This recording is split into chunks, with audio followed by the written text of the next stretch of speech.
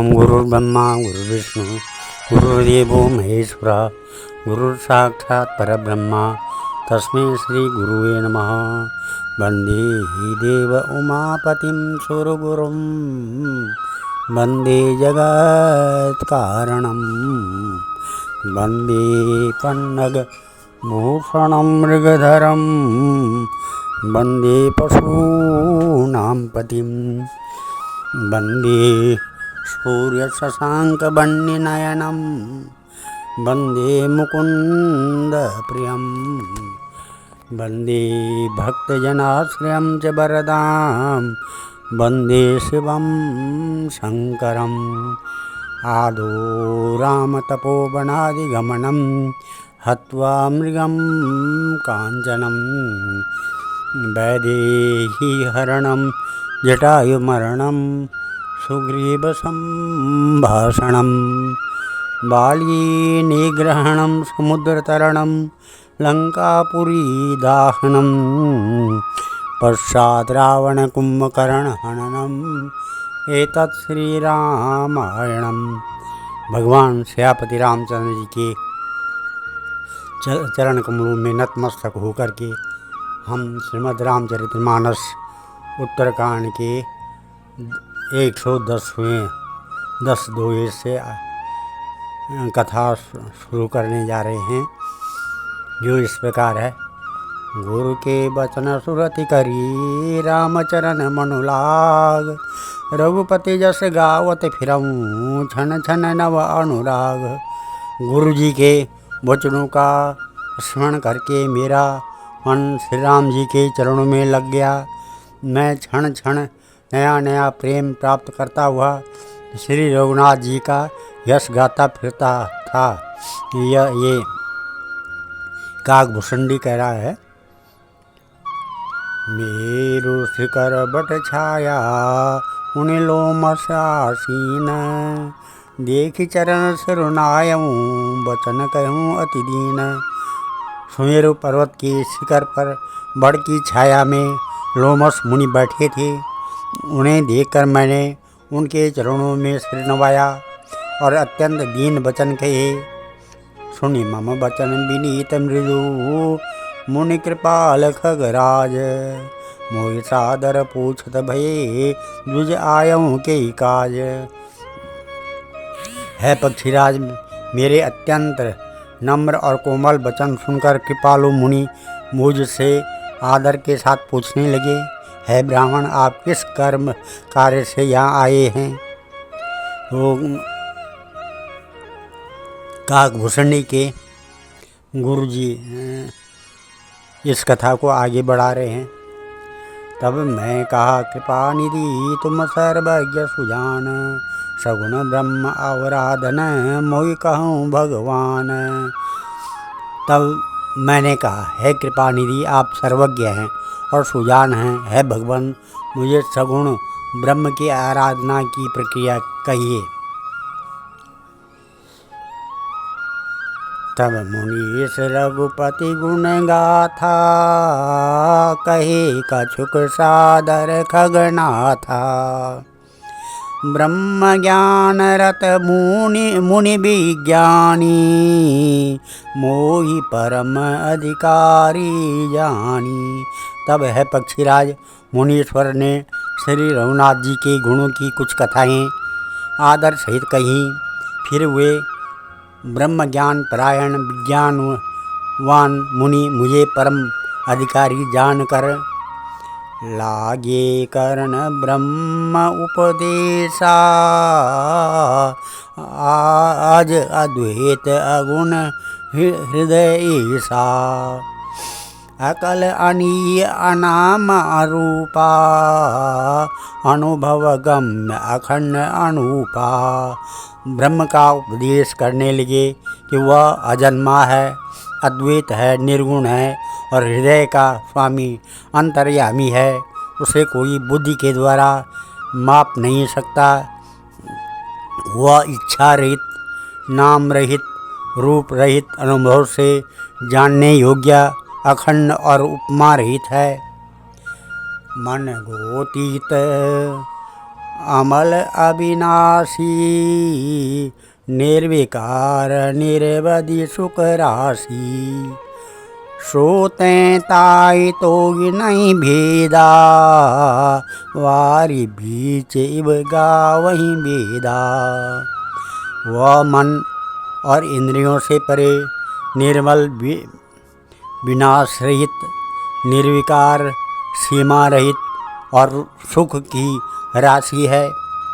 वेद ऐसा गाते हैं कि वही तो तू है तत्वमसि। जल और जल की लहर की भांति उनमें और तुझ में कोई भेद नहीं। विविध भांति मोई मुनि समुझावा निर्गुण मत मम हृदय न आवा। पुनि मैं कहूँ नाय पद शीसा सगुण उपासन कहूँ मुनीसा। मुनि ने मुझे अनेकों प्रकार से समझाया पर निर्गुण मत मेरे हृदय में नहीं बैठा। मैंने फिर मुनि के चरणों में सिर नवा कर कहा, है मुनीश्वर मुझे सगुण ब्रह्म की उपासना कहिए। राम भगति जल मम मन मीना किम बिल गाय मुनीश प्रवीणा। सोई उपदेश कहूँ कर दाया निज नयनानि देखो रघुराया। मेरा मन राम भक्ति रूपी जल में मछली हो रहा है, उसी में मैं रम रहा हूँ। है चतुर मुनीश्वर, ऐसी दशा में वह उससे अलग कैसे हो सकता है। आप दया करके मुझे वही उपदेश उपाय कहिए जिससे मैं श्री रघुनाथ जी को अपनी आँखों से देख सकूं। भरी लोचन बिलोक अवधेशा तब सुनियाऊ निर्गुण उपदेशा। मुनि पुनि कही हरि कथा अनुपा खंड सगुण मत अगुण निरूपा। पहले नेत्र भरकर श्री अयोध्यानाथ को देखकर तब निर्गुण का उपदेश सुनूंगा। मुनि ने फिर अनुपम हरि कथा कहकर सगुण मत का खंडन करके निर्गुण का निरूपण किया। तब मैं निर्गुण मत कर दूरी सगुण निरूपऊँ करी हट भूरी। उत्तर प्रति उत्तर मैं कीना मुनि तन भये क्रोध के छीना। तब मैं निर्गुण मत को हटाकर काट कर बहुत हट करके सगुण का निरूपण करने लगा। मैंने उत्तर प्रत्युत्तर किया, इससे मुनि के शरीर में क्रोध के चिन्ह उत्पन्न हो गए। सुनो प्रभु बहुत अवज्ञा किए उपज क्रोध ज्ञान न के हिए। अति संगरसन जो कर कोई अनल प्रगट चंदन ते होई। है प्रभु सुने, बहुत अपमान करने पर ज्ञानी के भी हृदय में क्रोध उत्पन्न हो जाता है। यदि कोई चंदन की लकड़ी को बहुत अधिक रगड़े तो उससे भी अग्नि प्रकट हो जाएगी। बारंबार प्रसकोप मुनि करई निरूपण ज्ञान। मैं अपने मन बैठ तब करऊँ विविध अनुमान। मुनि बार बार क्रोध रहित सहित ज्ञान का निरूपण करने लगे। तब मैं बैठा बैठा अपने मन में अनेकों प्रकार के अनुमान करने लगा। क्रोध की द्वैत बुद्धि बिनो द्वैत के बिनो अज्ञान। माया बस परिच्छिन्न जड़ जीव के ईश समान। सियावर राम जय जय राम, मेरे प्रभु राम जय जय राम।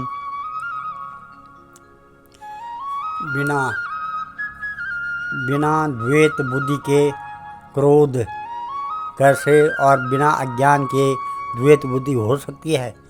माया के बस रहने वाला परिच्छिन्न जड़ जीव तथा ईश्वर के समान हो सकता है। कभों की दुख सब कर हित नाता के, यही के दरिद्र परम मणि जाके। परद्रोही ही होई निशंका, कामी मुनि पुनि की रहे अकलंका। सबका हित चाहने के से क्या कभी दुख हो सकता है। जिसके पास पारस मणि है उसके पास क्या दरिद्रता रह सकती है। दूसरे से द्रोह करने वाले क्या निर्भय हो सकते हैं, और कामी क्या कलंक रहित बेदाग रह सकते हैं। वंश की रह द्विज अनिहित कीने, कर्म के होई स्वरूप ही चीने। काहू सुमति की खल संग जामी, शुभ गति पावकी परत्रियगामी। ब्राह्मण का बुरा करने से क्या वंश रह सकता है। स्वरूप की पहचान आत्मज्ञान होने पर क्या आसक्ति पूर्वक कर्म हो सकते हैं। दुष्ट के संग से क्या किसी के सुबुद्धि उत्पन्न हुई है, पर स्त्रीगामी क्या उत्तम गति पा सकता है।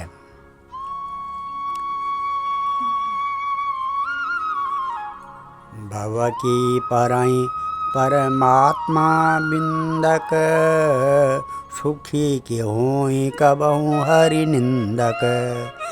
राजु की रहें नीति बिन जाने, आग की रहें हरि चरित बखानी। परमात्मा की जानने वाले कहीं जन्म मरण के चक्कर में पड़ सकते हैं।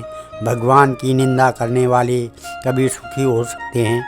नीति बिना जाने क्या राज्य रह सकता है। श्री हरि के चरित्र वर्णन करने पर क्या पाप रह सकते हैं। पावन जस की पुण्य बिनु होई, बिनु अग अजस की पावई कोई। लाभ के किछु हरि भगति समाना, जय गावई श्रुति संत पुराना। बिना पुण्य के क्या चरित्र यश प्राप्त हो सकता है। बिना पाप के भी क्या कोई अपयश पा सकता है। जिसकी महिमा वेद संत और पुराण गाते हैं, उस हरि भक्त के समान क्या कोई दूसरा लाभ भी है। हानि की जग यही सम किछु नाई, भजेऊ न रामई नर तनु पाई। आग की पिसुनता सम कछु आना, धर्म की दया सरिस हरि जाना। है भाई, जगत में क्या इसके समान दूसरी भी कोई हानि है कि मनुष्य का शरीर पाकर भी श्री राम जी का भजन न किया जाए। चुगल खोरी के समान क्या कोई दूसरा पाप है। और है गुरु जी, दया के समान क्या कोई दूसरा धर्म है। यही विधि अमिति जुगुति मन गुणहूँ, मुनि उपदेश न सादर सुनहूँ। पुनि पुनि सगुण पक्ष में रोपा, तब मुनि बोले वचन सकोपा। इस प्रकार मैं अगणित युक्तियाँ मन में विचारता था, आदर के साथ मुनि का उपदेश नहीं सुनता था। जब मैंने बार बार सगुण का पक्ष स्थापित किया तब मुनि क्रोध युक्त वचन बोले। मूड परम सिख देव न मानसी, उत्तर प्रति उत्तर बहु जानसी। सत्य वचन विश्वास न करही, वायस इव सबहि ते डरही। अरे मूड, मैं तुझे सर्वोत्तम शिक्षा देता हूँ तो भी तू उसे नहीं मानता, और बहुत से उत्तर प्रत्युत्तर दलीलें लाकर रखता है। मेरे सत्य वचन पर विश्वास नहीं करता है। कोई की भांति सभी से डरता है। छठ स्वपक्ष तब हृदय विशाला, शपथ होई पक्षी चंडाला। लीन श्राप मैं शीश चढ़ाई, नहीं कछु भय न दीनता आई। अरे मूर्ख, तेरे हृदय में अपने पक्ष का बड़ा भारी हट है, अतः तू शीघ्र चांडाल पक्षी कौवा हो जा। मैंने आनंद के साथ मुनि के साप को सिर पर चढ़ा लिया और उससे मुझे न कुछ भय हुआ न दीनता हो गई। आज हम इस कथा को यहीं पर विराम देते हैं। कल 112 2 से आगे की कथा पढ़ेंगे। ओम मंगलम भगवान विष्णु मंगलम गरुड़ध्वजा मंगलम पुंडरीकाक्षा मंगलाय तनोहरि। ओम मंगलम भगवान शंभु मंगलम वृषभध्वजा मंगलम पार्वती नाथ मंगलाय शिव शंकरा। ओम सर्वमंगल मांगल्ये शिवे सर्वार्थ साधिके शरणे त्र्यंबके गौरी नारायणी नमस्कृते। अन्नपूर्णे सदापूर्णे शंकर प्राणवल्लभे ज्ञान सौभाग्य सिद्ध्यर्थम भिक्षाम देहि पार्वती। ओम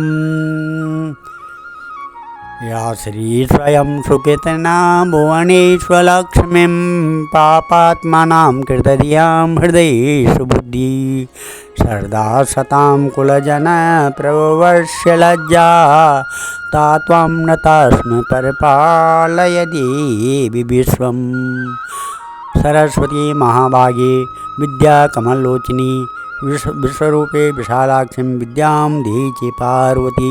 इस प्रकार से काकभूषणी ने कौवा बनना श्री रामचंद्र जी की भक्ति के लिए कौवा बनना अति उत्तम समझा। ये कथा अब आगे कल से शुरू होगी। ओम नमः सर्वे भवन्तु सुखिनः सर्वे सन्तु निरामया सर्वे भद्राणि पश्यन्तु माँ कश्चित् दुःख भाग भवेत्। इस प्रकार से भगवान राम कृष्ण के गुणगान करते जाओ। हरे राम राम राम हरे हरे हरे कृष्ण कृष्ण कृष्ण हरे हरे। इस कीर्तन से सब बेड़ा पार हो जाएगा। धन्यवाद।